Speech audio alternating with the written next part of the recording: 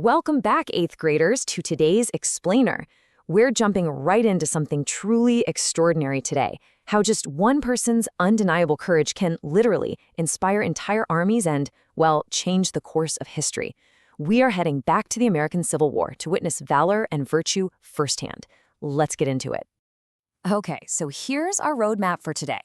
First, we're defining true courage. Then we'll look at William Carney saving the flag, followed by Philip Bazar, fearless messenger. After that, we'll talk about breaking barriers in history, and finally wrap up with smart minds, good choices. All right, Section 1, defining true courage. So be strong and courageous. Do not be afraid, for the Lord your God goes with you. This is from Deuteronomy 31:6. And, it really establishes a foundational worldview for our whole lesson today. Because true strength and genuine bravery, they don't just come from having big muscles or being totally fearless. They come from a higher moral calling. It's this deep knowledge that you're never walking alone. And that is exactly what gives you the power to stand firm even when literally everything around you is falling apart. So, what does true courage actually look like in the face of fear? I want you to just take a second and imagine yourself in a terrifying situation right now. Your heart is pounding out of your chest, everything is total chaos, and your absolute natural instinct is just to turn and run, right? So what makes a person step forward instead of backward?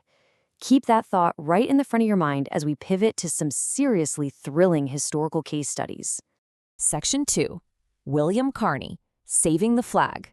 Now, to really understand our first hero, you kind of have to understand his brothers-in-arms. The 54th Massachusetts Regiment was one of the very first African-American units in the Union Army during the Civil War. This is a historically vital regiment, and it's exactly where we meet Sergeant William Carney. He was an African-American soldier who embodied just immense, unbelievable bravery for a country that, at the time, was still deeply divided. The year is 1863. The place, the Battle of Fort Wagner. Picture the scene with me for a second. It's dusk, the sand is shifting right under their boots, and the roar of artillery is just absolutely deafening. The 54th is charging this heavily fortified beachhead. It is an intense, terrifying assault. And this is exactly where Sergeant Carney risked absolutely everything. During this chaotic charge, the soldier carrying the American flag was struck down. But Carney, he didn't even hesitate. He literally dropped his own rifle, grabbed the flag, and led the charge forward himself. He was shot in the leg, the chest, the arm, and the head. Yeah, he took multiple bullets. And yet, through sheer willpower, he refused to let the U.S. flag touch the mud. He miraculously carried that thing all the way back to the Union lines. And get this, he only collapsed when he handed it over, saying, "Boys, I only did my duty. The old flag never touched the ground." Just incredible. Which brings us to a super crucial question. Why was protecting the flag so important?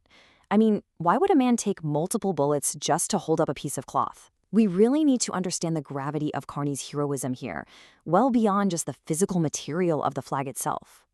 You see, back in the 19th century, the flag wasn't just fabric. It was a massive symbol of the core cause these soldiers were fighting and dying for. So by keeping it flying high, Carney demonstrated ultimate determination. He showed profound unity in the face of death. And his unbelievable grit inspired all the other African-American soldiers around him. It quickly became this lasting, powerful symbol of African-American bravery in battle. Moving on to Section 3, Philip Bazar, fearless messenger. I want you to meet Philip Bazar. He was a Chilean-born Navy seaman who served with incredible distinction in the Union Navy. As an immigrant from South America fighting for the future of the United States, his very presence, let alone his heroic actions, completely challenged the stereotypes of his era. Let's fast forward to 1865 during the massive assault on Fort Fisher. Bazar stepped right up and volunteered for a totally deadly mission. He had to cross wide open ground while under heavy, relentless enemy fire just to deliver vital orders from his commander to the troops on the ground. If he failed, innocent lives were lost. Simple as that. But he succeeded. His dangerous sprint directly contributed to the Union victory at Fort Fisher, and it actually earned him the Medal of Honor. All right, Section 4, breaking barriers in history. Let's think about the time period for a minute. On one side, you have these 19th century stereotypes, right?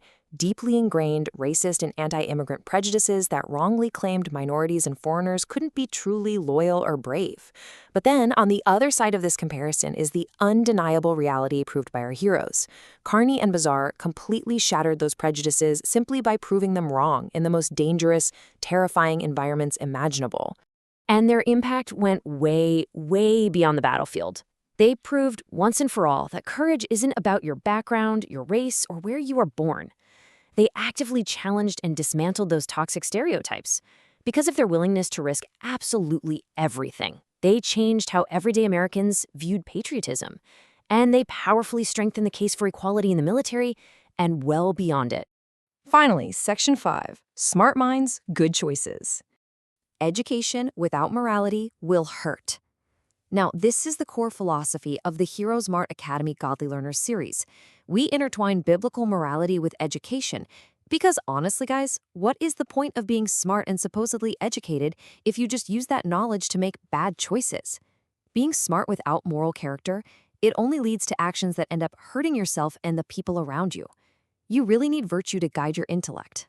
And we see this backed up right in Scripture. Romans 8:6-7 promises peace of mind to everyone who keeps his or her mind spiritual. It's a pretty logical frame for your life. When you combine your academic education with deep biblical morality, you find actual peace and purpose. This isn't just theory. This is our experience, and it's the experience of everyone who engages meaningfully with this truth.